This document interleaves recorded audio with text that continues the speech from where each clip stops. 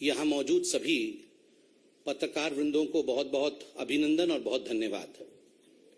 एक बहुत ही गंभीर विषय को लेकर भारतीय जनता पार्टी ने आज ये प्रेस कॉन्फ्रेंस बुलाया है और आप सभी जानते हैं गुजरात दंगे 2002 में जिस प्रकार से तत्कालीन मुख्यमंत्री गुजरात के और वर्तमान के हमारे प्रधानमंत्री माननीय मोदी जी को अपमानित और उन्हें बदनाम करने की चेष्टा उस समय की political party, ruling political party Congress ने जिस प्रकार का षड्यंत्र रच के किया था, समय के साथ धीरे धीरे परत दर परत सच्चाई सामने आ रही है।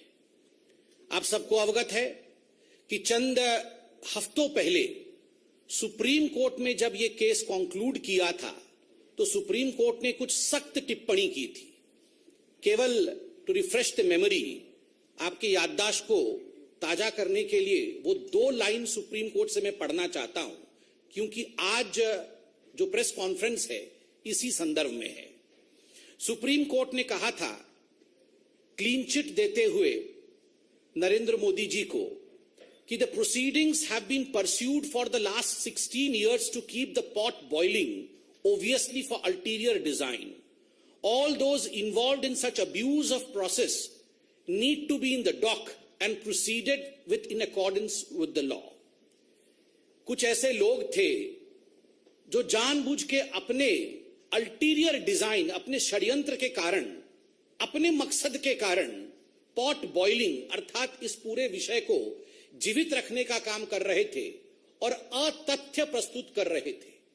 अब समय आ गया है, ये सुप्रीम कोर्ट ने कहा था कि इन लोगों के ऊपर भी कानून का सिकंजा कसे और इन लोगों को भी जुडिशियल ट्रायल फेस करना पड़े। यह सुप्रीम कोर्ट की सख्त टिप्पणी थी और मीडिया ने रिपोर्ट किया था। इसके पश्चात कुछ लोगों की गिरफ्तारी हुई। Teesta Setalvad, B Sreekumar, IPS officer Sanjiv Bhatt, कुछ लोग गिरफ्तार हुए। उनके ऊपर एक एसआईटी बैठाया गया था। आज सुबह से मीडिया रिपोर्ट के माध्यम से देश देख रही है कि ये जो एसआईटी है, एसआईटी ने अपने एफिडेविट को कोर्ट में सबमिट किया है। एफिडेविट ने अपने जांच को कंक्लूड करके ये जो रिपोर्ट रखा है, बहुत सारे सत्य को ये सामने लाती है।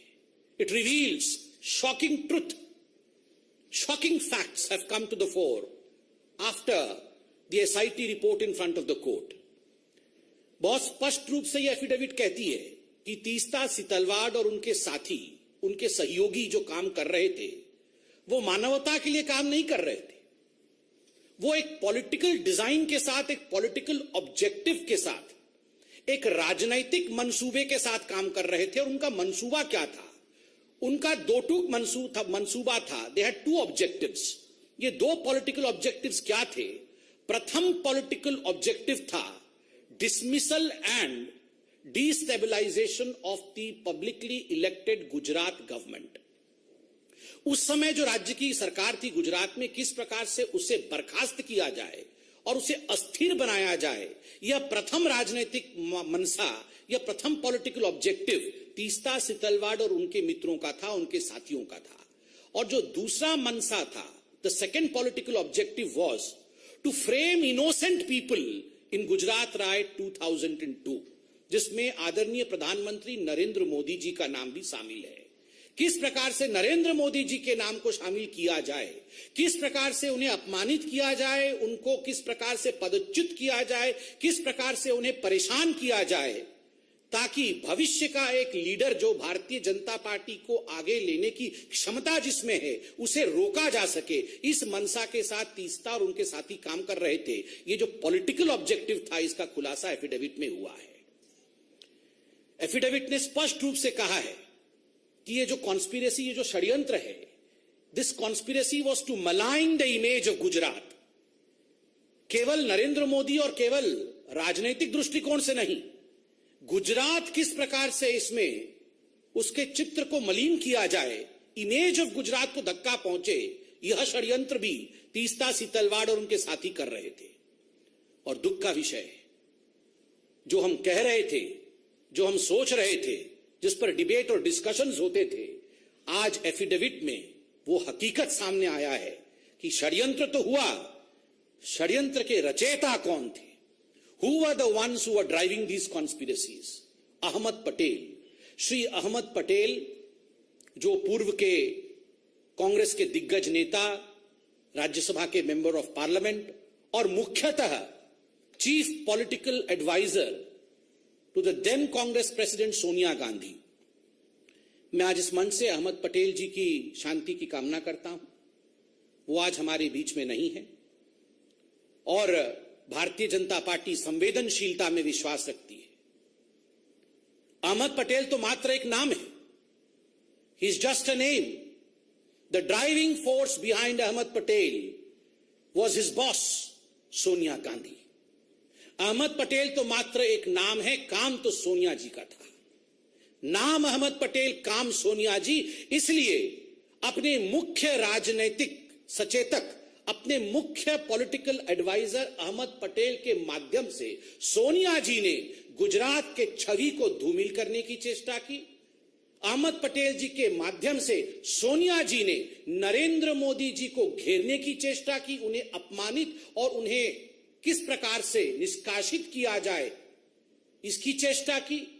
और ये पूरे षड्यंत्र की रचयिता सोनिया गांधी है।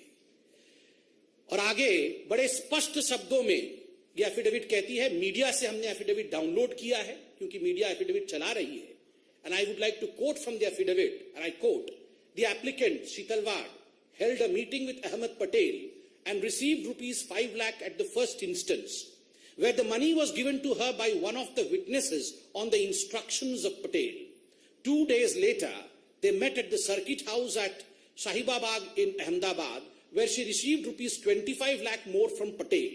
This amount was not for relief work, as relief activity was carried out by Gujarat Relief Committee. There were many other political leaders in the meeting. पैसे दिए गए और जो पहला किस्त गया है वो पहला किस्त 5 + 25 अर्थात 30 लाख का पहला किस्त सोनिया गांधी जी ने तीस्ता सीतलवाड़ को दिया। अहमद पटेल जी हमारे बीच में नहीं है, अहमद पटेल जी ने तो केवल डिलीवर किया, दिया सोनिया जी ने अपनी तिजोरी से, डिलीवरी की अहमद पटेल जी ने और लिया तीस्ता सीतलवाड़ ने। और याद रखिए, ये 30 लाख उस जमाने में केवल पहला किस्त था। This was just the first installment. इसके आगे न जाने कितने करोड़ों रुपए सोनिया गांधी जी ने नरेंद्र मोदी जी को अपमानित और बदनाम करने के लिए, झूठे षड्यंत्र में फंसाने के लिए, बीजेपी को नीचे गिराने के लिए, बीजेपी कैसे आगे ना बढ़े इस चेष्टा में, और केवल बीजेपी और मोदी को पीछे रख करके राहुल गांधी को प्रमोट करने के लिए तीस्ता सीतलवाड़ का इस्तेमाल इस पैसे से सोनिया गांधी जी ने किया। और एक बड़ी बात जो एफिडेविट कहती है, this money was not for relief work. ये पैसा कोई रिलीफ वर्क के लिए नहीं था, किसी गरीब के लिए नहीं था, किसी दुखियारी के लिए नहीं था। ये पैसा उनके पर्सनल यूज के लिए था, क्योंकि गुजरात रिलीफ कमेटी बनी हुई थी। जो भी पैसा रिलीफ वर्क के लिए जाता था वो इस कमेटी में जाता था। और दूसरे पॉलिटिकल लीडर्स के साथ भी मीटिंग हुई। सबसे बड़ी बात है, यह एफिडेविट कहती है 4 महीने बाद पुनः एक क्लैंडेस्टीन, कोट अनकोट क्लैंडेस्टीन माने चोरी चोरी चुपके चुपके रात के अंधेरे में ये सारे षड्यंत्रकारी, कौन? तीस्ता सीतलवाड़, संजीव भट्ट, श्री कुमार, ये कहां मिले? ये अहमद पटेल जी के घर में मिलते हैं और उसके बाद कांग्रेस के बड़े बड़े दिग्गज नेताओं के साथ मिलते हैं। What was the purpose? The only purpose was to destabilize and dismiss the Gujarat government and to defame the then CM of Gujarat, Narendra Modi ji. एक ही मकसद था, उसको लेकर इनकी मीटिंग होती है। आज जो रिपोर्ट आए हैं वो दिल को दहला देते हैं कि ये सब जो षड्यंत्र कर रही थी, जो मैलिशियस काम कर रही थी तीस्ता सीतलवाड़, इससे अति प्रसन्न होकर सोनिया जी ने पद्मश्री दिया 2007 में तीस्ता सीतलवाड़ को। केवल पैसे नहीं, पद्मश्री भी दिया गया। और ये पद्मश्री देने का काम तो अहमद पटेल जी नहीं, ये तो सोनिया गांधी जी खुद कर रही थी, चयन तो वही करती थी। और याद रखिए, ये तीस्ता सीतलवाड़ सोनिया गांधी जी के किचन कैबिनेट अर्थात NAC, नेशनल एडवाइजरी काउंसिल की मेंबर थी। Teesta Setalvad was one of the coveted members, a revered member of the National Advisory Committee of Sonia Gandhi, which was a non-constitutional body, and she worked according to the advices of Teesta Setalvad. बंधुगण, आज अखबारों में यह भी छपा है कि तीस्ता सेतलवाड राज्यसभा की सीट चाहती थी, राज्यसभा का नॉमिनेशन चाहती थी। ये तो हम सरकार में आ गए, वरना आज तीस्ता सेतलवाड हो सकता है गृह मंत्री होती, हो सकता है आज एक बहुत बड़े पद पे होती। किस प्रकार से ये सरकार पहले चल रही थी, और अंत में ये एफिडेविट कहती है miss appropriation of funds for personal use. Personal use के लिए मिस अप्रोप्रिएट किया फंड, और ये जो फंड मिस अप्रोप्रिएट किया, इसका एक एफआईआर हुआ था, फिरोज खान पठान ने किया था गुलबर्ग सोसाइटी के। गुलबर्ग सोसाइटी के खुद फिरोज खान पठान ने किया था कि पैसा तो हमारे नाम पे इकट्ठा किया, म्यूजियम बनाएंगे ऐसा कहा, किंतु ये सारे पैसे आपने खर्च किए अपने ऊपर। और मैं आज एक मोटा सा दस्तावेज लेके आया हूं। ये जो दस्तावेज है, ये बीजेपी का दस्तावेज नहीं, ये हाई कोर्ट ऑफ गुजरात का जजमेंट है। आप सोचिए जरा, सुनिए जरा, मैं पढ़ता हूं। द डाटा रिसीव्ड, मैं आपको एक एक करके पढ़ के सुनाता हूं कोर्ट के ऑब्जर्वेशन क्या था। Money which was meant for the poor and the needy have been misappropriated by the applicants for their own materialistic pleasure and comfort. Huge amount has been used for the purchase of items like wine, shoes, holiday resorts, air tickets, etc. Wine or shoes, holiday resorts. ये है तीस्ता सेतलवाड की हकीकत। Wine and shoes, resorts, गरीबों के पैसे के ऊपर इस प्रकार का जुल्म। और सुनिए कोर्ट क्या कहती है। The statement of the 13 witnesses recorded till date clearly indicate that not a single rupee is received by them. Them means जिन्होंने केस किया है, by them towards financial aid or rehabilitation or construction of museum. Investigation has revealed that it is only after the publication of interviews, photographs, articles relating to the Gujarat riots, and more particularly after the massive campaign in 2008 onwards for collecting funds for establishment of the Museum of Resistance for the Gulbarg Society, that the funds started flowing into the two NGOs in crores, 44% of which in Sabrang Trust and 35% to the CJP have been transferred into personal accounts. Crores were transferred into personal accounts, a court कहती है।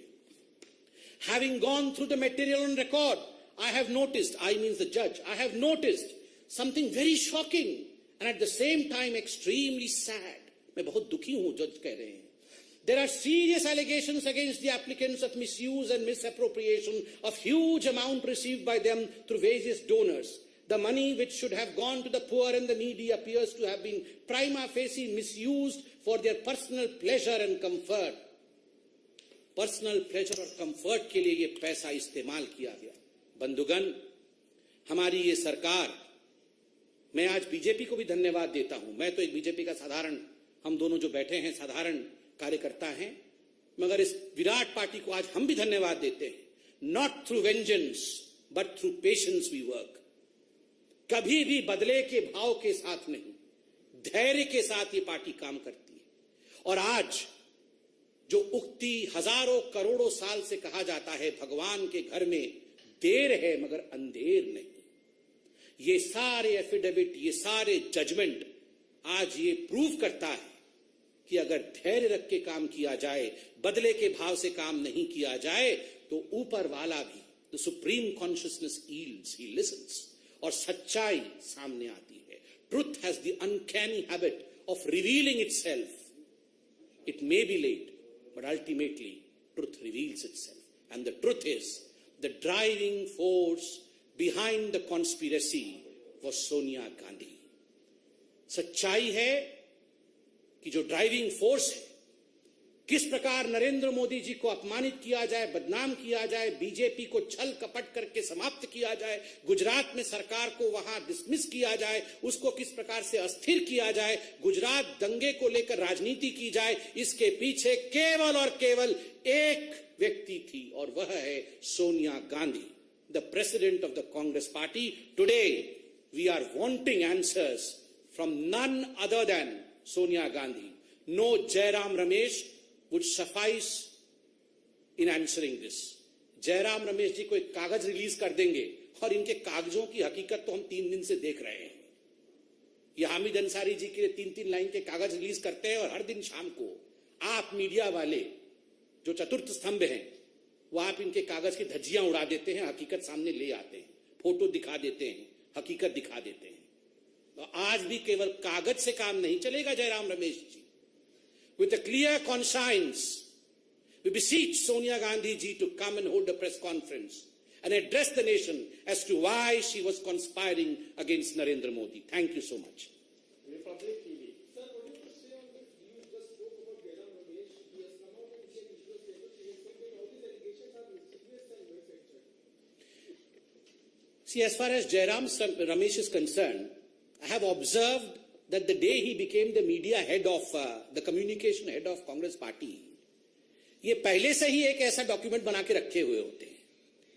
ये हर दिन के हिसाब से document बना के रखे होते हैं कि this is malicious, this is mischievous, we have nothing to do, और केवल उसमें डेट चेंज कर करके रिलीज करते हैं. हमने प्रेस कॉन्फ्रेंस नहीं किया, एफिडेविट अभी जयराम रमेश जी ने पूरा पढ़ा नहीं और सुबह 6 बजे रिलीज कर दिया कि मिस्चीवियस है. अरे अभी तो प्रेस कॉन्फ्रेंस हुआ है, सारे डॉक्यूमेंट तो हमने अभी दिखाए हैं. जयराम रमेश जी, आपसे नहीं हो पाएगा, सोनिया जी को कहिए. सोनिया जी was the driving force. We do not want a Jairam Ramesh to answer with a piece of paper. We want Sonia ji to answer.